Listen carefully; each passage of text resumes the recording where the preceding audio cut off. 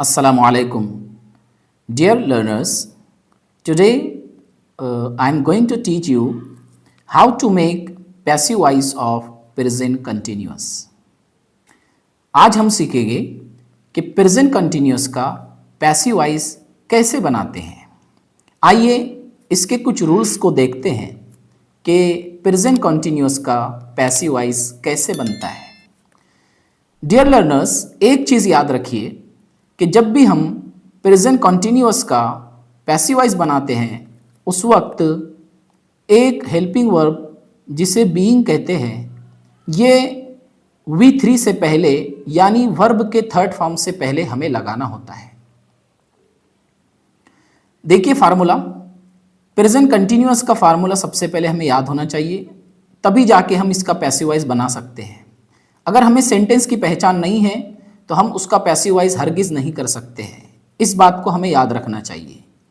Present continuous का formula है subject plus is am are plus verb first form plus ING plus object. अब जब भी हम पैसिव वॉइस बनाते हैं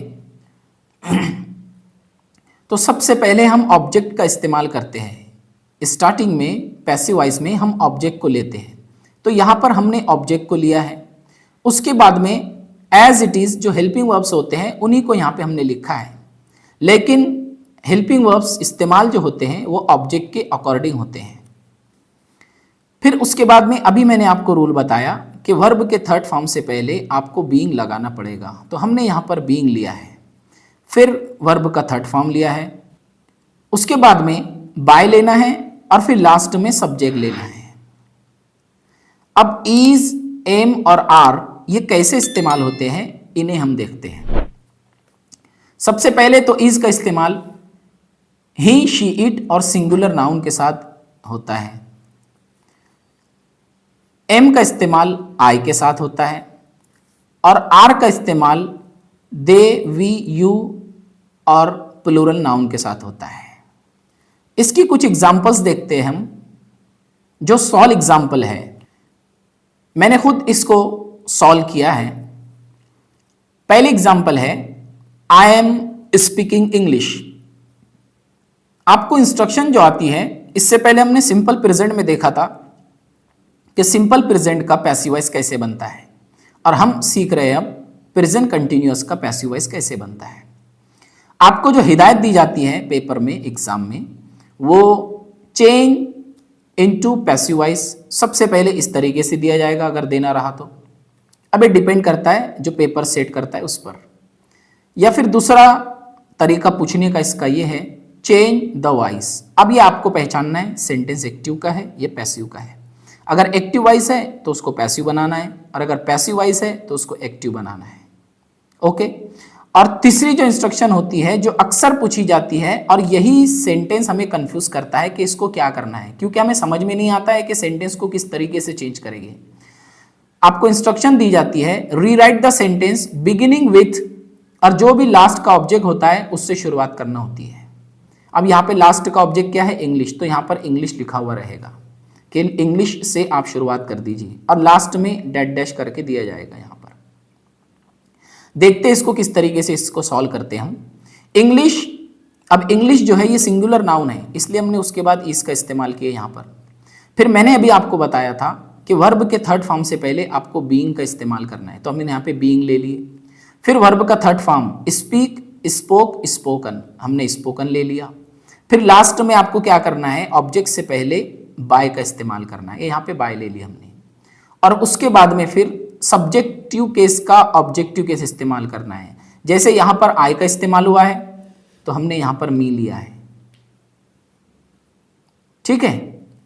इसी तरीके से देखिए second example, he is reading a lesson. अब यहाँ पे ऑब्जेक्ट जो है वो लेसन है, अ लेसन, तो हमने यहाँ पर ऑब्जेक्ट से शुरुआत की, अ लेसन। उसके बाद में फिर हम हेल्पिंग वर्ब लेंगे, क्योंकि अ लेसन जो है ये सिंगुलर नाउन है, और सिंगुलर नाउन के बाद में हमेशा इज का इस्तेमाल होता है, इज एम आर में से हमने इज ले लिया। फिर वर्ब के थर्ड फॉर्म से पहले बीइंग लगाना है, फिर वर्ब का थर्ड फॉर्म लेना है। जैसे रीड का थर्ड फॉर्म रेड है, स्पेलिंग सेम रहेगी but pronunciation will be different, उसका तलफ़ुज़ अलग रहेगा। रीड, रेड, रेड, हमने यहाँ पे रेड लिया। फिर बाय लेना है, फिर सब्जेक्टिव केस का ऑब्जेक्टिव केस हिम लिया हमने यहाँ पर, ही का हिम बनता है। अगर आपको सब्जेक्टिव केस का ऑब्जेक्टिव केस क्या बनता है तो आप मेरी पहली वीडियो जिसमें मैंने सारी चीज़ें बताया था, सिंपल प्रेजेंट का पैसिव वॉइस कैसे बनता है, उसमें सारी डिटेल्स है, आप उसमें देख सकते हैं। पार्ट 1 में भी है और पार्ट 2 में भी दी गई है पैसिव वॉइस के। देखते third example, she is eating an apple.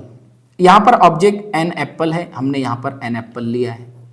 फिर उसके बाद हेल्पिंग वर्ब इज का इस्तेमाल, क्योंकि एप्पल जो है ये सिंगुलर नाउन है। अगर यहाँ पर एप्पल्स होते तो फिर हम यहाँ पर इज नहीं बल्कि आर लेते थे।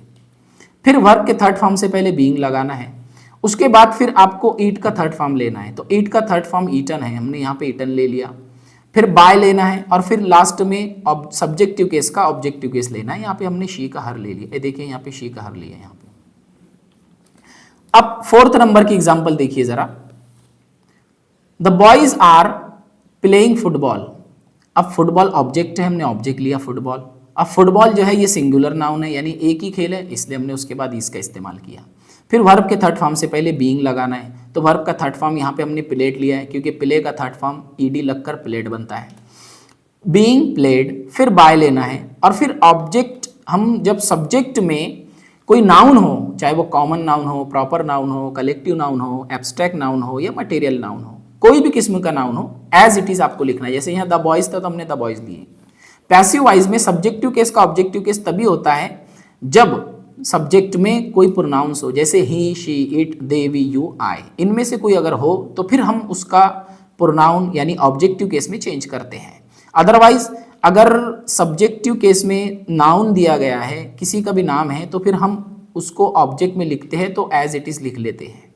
अभी 5वें नंबर की एग्जाम्पल पे आपको समझ में आएगा। देखिए यहाँ पर Hamdan is spreading the toys.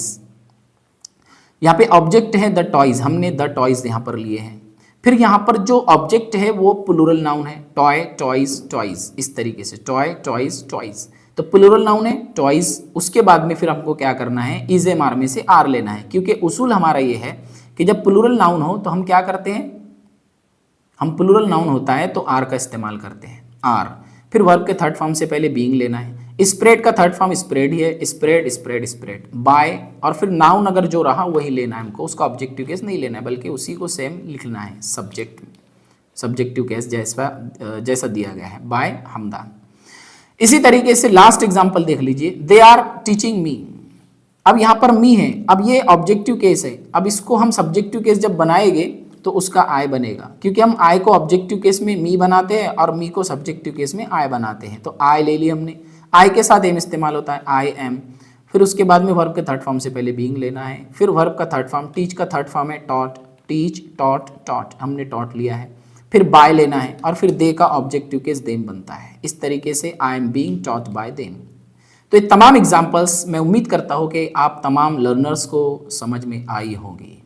अगर कोई प्रॉब्लम आपको है related to this topic, you can ask in comment box. आप कमेंट बॉक्स में मुझसे क्वेश्चन पूछ सकते हैं। Thank you so much and have a fantastic day.